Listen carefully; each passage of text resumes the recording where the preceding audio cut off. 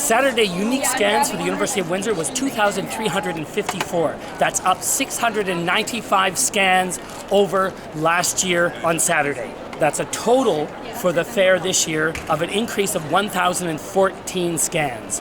This despite the fact that attendance yesterday was down by 4,771, and overall attendance for the 2 days so far is down by 10,557.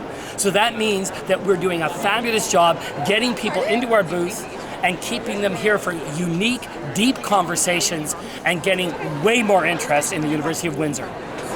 No, I love this set. What's so unique about this, unlike our old set, where it was a real cool, trendy look, but we were always bumping into center beams and other advertising spots. Here, the entire university family can assemble.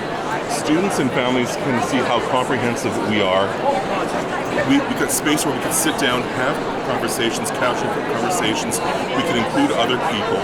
And that our space allows us to show how interdisciplinary our school is. So thank you so much. And our living wall, my goodness, it really shows who we are and shows what our possibilities are if we come to the University of Windsor.